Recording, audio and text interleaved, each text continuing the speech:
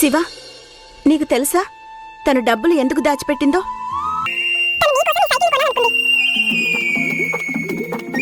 అవును, ఈ సైకిల్ భూమి నీకోసమే కొనింది. దీనికి నా దగ్గర ఆధారం కూడా ఉంది.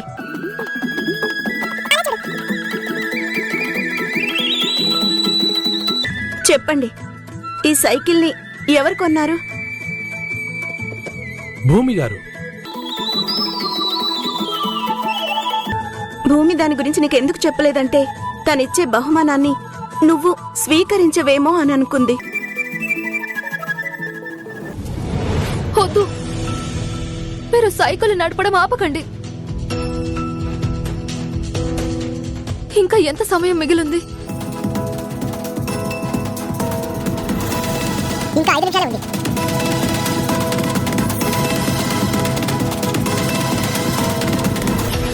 ఇంకా 5 నిమిషాలంతే. నా దగ్గరికి వస్తూ ఉండండి. రెప్ప మూసి తెరిచేలోపు 5 నిమిషాలు అయిపోతాయి. రండి. వీళ్ళిద్దరి ప్రేమ ముందు నేను ఓడిపోయాను. మీరు విజయం సాధిస్తారు, తప్పక సాధిస్తారు. అయినా నాకే కాదు, ఇక్కడున్న ప్రతి ఒక్కరికి కూడా మీ మీద నమ్మకం ఉందండి. రండి.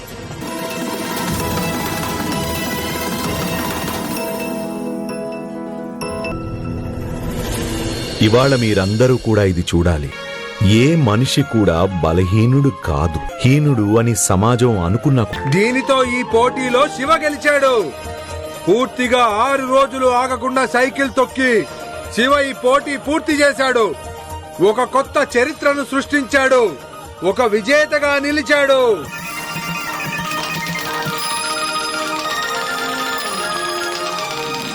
శివ అయితే గెలిచాడు. ఇప్పుడు డబ్బులు ఎక్కడి నుండి ఇవ్వాలి? దయచేసి నన్ను క్షమించండి. నా దగ్గర బహుమానంగా ఇస్తానన్న 1000 రూపాయలు లేవు. నేను ఈ పోటీని ప్రతి గ్రామంలో నిర్వహిస్తాను. ఎందుకంటే అందరూ 1000 రూపాయల ఆశతో వచ్చి నాకు పోటీలో పాల్గొనడానికి 50 రూపాయలు ఇస్తారని.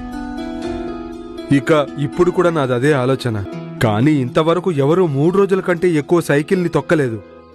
శివ ఆగకుండా 6 రోజుల పాటు సైకిల్ తొక్కి ఒక కొత్త చరిత్రను సృష్టించాడు. నా భ్రమను బద్దలు కొట్టాడు. శివ భూమిల కథ విన్నాక నేను ఇప్పుడు ఎంతో సిగ్గుపడుతున్నాను. కానీ వీళ్ళిద్దరి విజయాన్ని చూశాక నాకు చాలా సంతోషంగా ఉంది. కానీ ఇప్పుడు ఇవ్వడానికి నా దగ్గర 1000 రూపాయలు లేవు. కొంతమంది ఇచ్చిన ప్రవేశధనం అంతా కలిపితే ఇప్పుడు నా దగ్గర కేవలం ఈ 500 రూపాయలున్నాయి.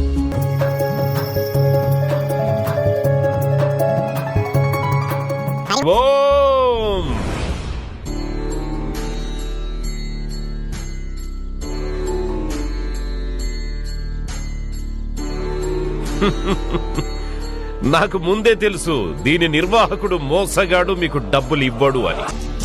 సరే, మనోరంజనాన్ని కలిగించే మరొక విషయాన్ని కేవలం 5 నిమిషాల్లో పూర్తి చేస్తా. డబ్బులివ్వు, లేకపోతే నీ ఇంటిని కబ్జా చేస్తాను. హరి ఓం. కానీ సర్కార్, మీరైతే 10 రోజులు గడువిచ్చారు కదా. ఏంటి నాతో వాదిస్తావా? నాతో? ఆయన నేనెప్పుడు చెప్పాను 10 రోజులని? చెప్ప, ఏదైనా ఆధారం ఉందా మీ దగ్గర? అప్పు అయితే తీర్చలేకపోయారు గాని మాటలు చూడండి ఎలా ఉన్నాయో.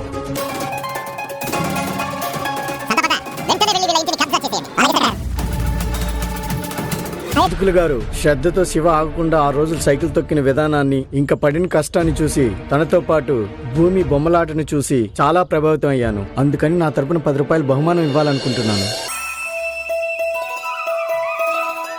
నేను కూడా శివను చూసి ప్రభావితుడయ్యాను. నేను నా తరపు నుండి 10 రూపాయలు ఇస్తున్నాను. నేను కూడా ఇస్తాను.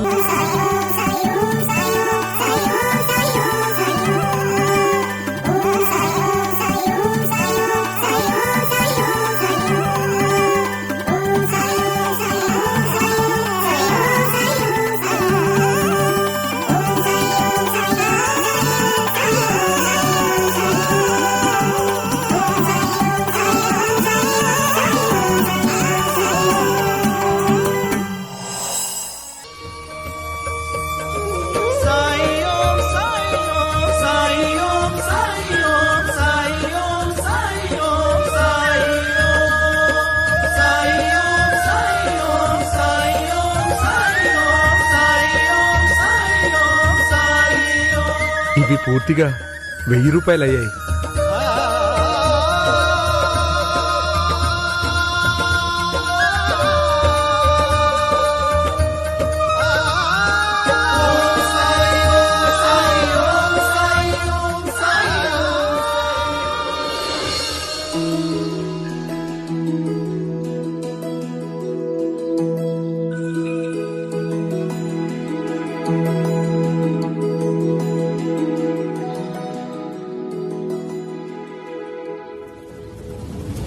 బ్రహ్మాండం చాలా బాగుంది. శివ, నీ డబ్బులు నీకు వచ్చేసే కదా, మంచిది.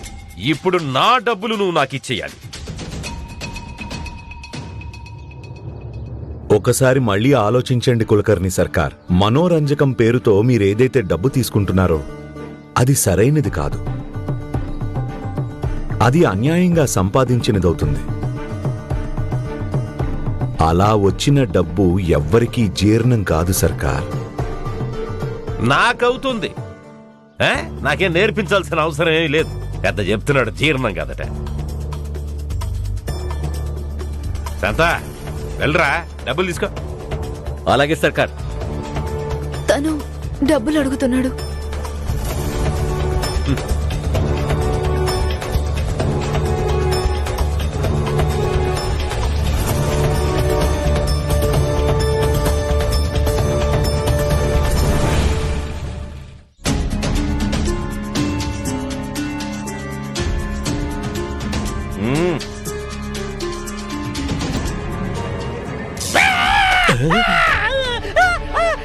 కాలింది, చెయ్యి కాలిపోయింది. డబ్బు ముట్టుకుంది, చెయ్యి కాలిపోయింది.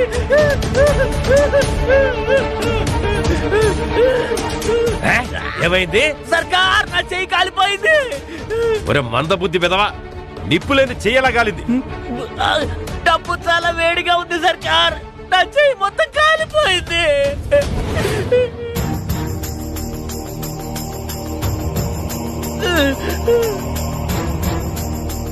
డబ్బులు వేడిగా ఉన్నాయా? నీకేమైనా పిచ్చి పట్టిందా? మొద్దు పెదవా.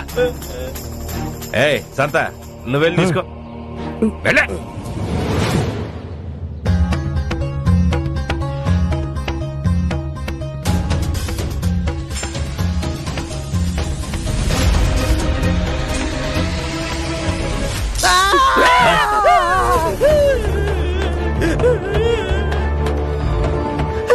కాలిపోయింది సర్కార్ గారు, నా చెయ్యి కాలిపోయింది. ఏంటి? డబ్బు వల్ల నా చెయ్యి కాలిపోయింది.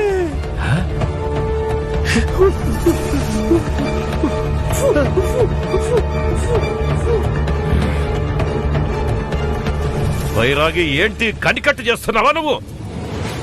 ఇది చేతబడి కాదు సర్కార్. నేను ముందే చెప్పాను కదా, ఒకరు కష్టపడి సంపాదించిన డబ్బుని దొంగలించే ప్రయత్నం చేస్తే సమస్యలు తప్పకుండా వస్తాయని. ఒకవేళ మీకు కావాలంటే మీరే స్వయంగా తీసుకోండి.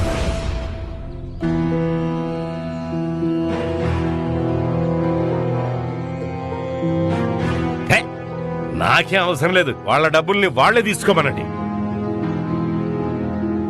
హరి ఓం.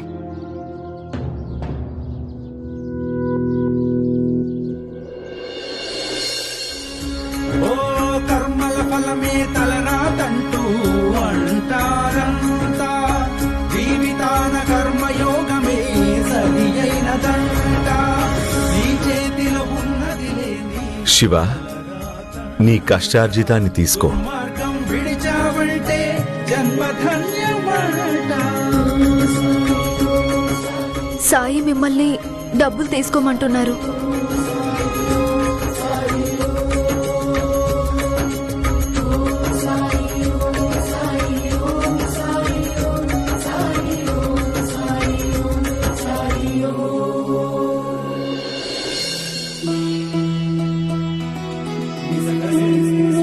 రాముడు మీకు మేలు చెయ్యాలి.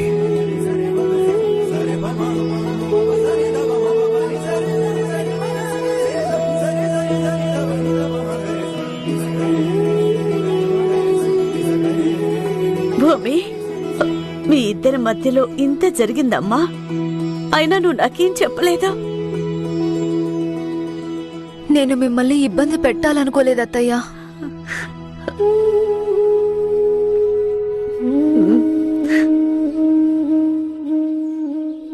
సాయి,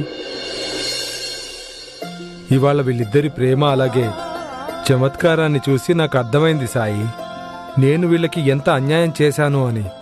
అందుకని నేను ఇవాళ నిర్ణయించుకున్నాను, ఇవాల్టి నుండి నేను ఈ పనిని వదిలేయాలని. అలాగే ఎవరి దగ్గర అయితే నేను డబ్బుని దోచుకున్నానో వాళ్ళకి మొత్తం తిరిగిచ్చేస్తాను. శివ, ఇవాళ నువ్వు గెలుపుని సాధించావు. నువ్వేమైనా చెప్పాలనుకుంటున్నావా?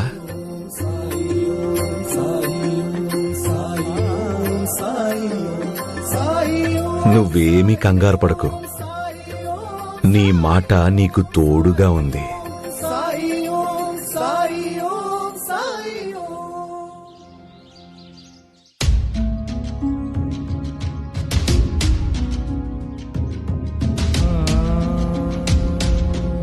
లేదు, మనిద్దరి బంధంలో దేని అవసరం అసలు ఏమాత్రం లేదు. శివ ఏం చెప్పాలనుకున్నాడో అది చెప్పు భూమి. ఈయన నన్ను క్షమాపణ అడుగుతున్నారు, కానీ దానికి ఎలాంటి అవసరం లేదు.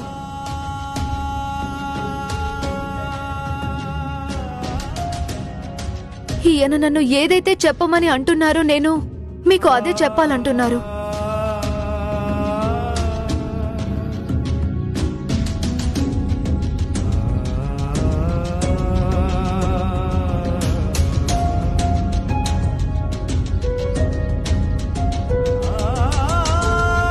ఈయన చెప్పాలనుకుంటున్నారు, ఈ భూమి లేకపోతే శివ లేనట్టేనని.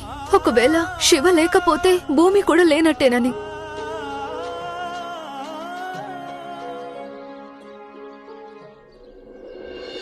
ఇదే విషయాన్ని ఎప్పుడూ గుర్తుపెట్టుకోండి.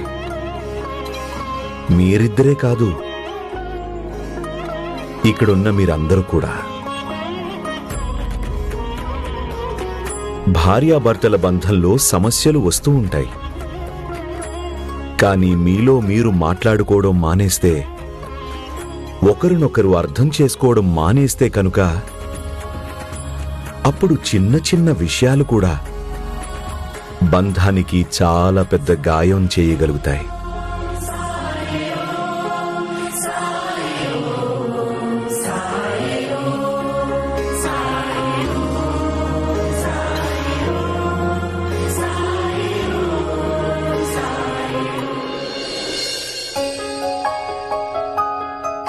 చాలా మంది భయపడతారు. వాళ్ళ బంధం ఏదైనా సమస్యను ఎలా ఎదుర్కొంటుంది అని. కానీ తరచూ సమస్యలను కంటే విజయాన్ని ఎదుర్కోవడమే ఎక్కువ కష్టమవుతుంది. ఈర్ష్య, హీన భావన, అహంకారం దాంపత్యాన్ని ఏదైనా సరే ముక్కలు చేసే అవకాశం ఉంటుంది. ఎప్పుడైతే పురుషుడు స్త్రీ వివాహ బంధంలో బందీలవుతారో అప్పుడు తమ సర్వస్వం పంచుకుంటామని ప్రమాణం చేస్తారు. చివరికి సుఖదుఖాలైనా లేక సఫలమైన విఫలమైనా ఏదైనా సరే అది ఇద్దరిది. దానికి కారణం ఇద్దరిలో ఎవరైనా సరే దానివల్ల ఎటువంటి తేడా ఉండదు. ఏదైనా అది వాళ్ళ దాంపత్య జీవితంలో ఒక భాగం. అంటే వారిద్దరికీ బాధ్యత ఉంటుంది, ఇద్దరికీ అధికారం కూడా ఉంటుంది.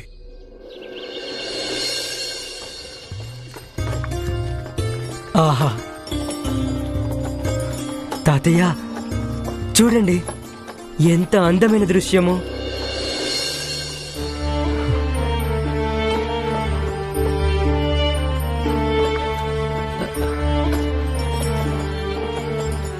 నన్ను క్షమించండి తాతయ్య. ఏం పర్వాలేదు సుభాష్. నాకు కనిపించకపోతే మాత్రం ఏమవుతుంది? నువ్వున్నావు కదా నా చూపుగా. సరే ఇది చెప్పు, నీకు ఏం కనిపిస్తోంది? అక్కడ దూరంగా వెనక వైపు పచ్చదనం దుప్పటి కప్పుకున్న పర్వతాలున్నాయి. ఇక్కడ ఎటువైపు చూసిన చెట్లు, పచ్చని మొక్కలు, అందమైన పక్షులు, అలాగే ఎంతో అందమైన పువ్వులు. తాతయ్య, మీరు ఇవన్నీ చూడగలిగితే బాగుండేది. నేను ఇవన్నీ చూడలేకపోయినా దాని గురించి నాకు ఎలాంటి బాధ లేదు. నా కోరికల్లా కేవలం ఒక్కటే, నేను నిన్ను మాత్రం చూడాలి. ఆ భగవంతుణ్ణి ఎంతగానో ఆరాధించి ఒక మనవడిని కోరుకున్నాను. కానీ తలరాత చూడు, నిన్ను చూడటానికి ముందే ఒక దుర్ఘటనలో నా 2 కళ్ళను కూడా కోల్పోయాను. ఏం పర్వాలేదు తాతయ్య, మనం సాయి దగ్గరికి వెళ్తున్నాం కదా. మీరే అన్నారు కదా ఆయన అందరికీ కంటి చూపు తెప్పిస్తున్నారని. అవునా నాయనా? నేను అందరి నోటా కూడా ఇదే మాట విన్నాను. నాకైతే పూర్తి నమ్మకం ఉంది ఆయన మీ కంటి చూపును కూడా తప్పకుండా తెప్పిస్తారని.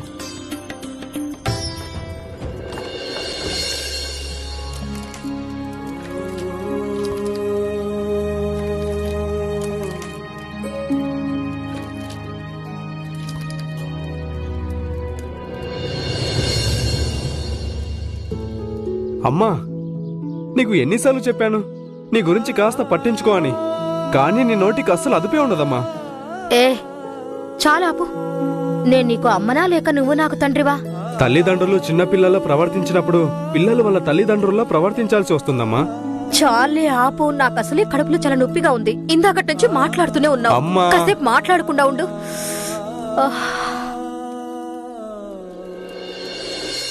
బాబు సుభాష్, నేను మందులు వేసుకునే సమయం అయింది. కొంచెం నీళ్ళిస్తావా? అలాగే తాతయ్య.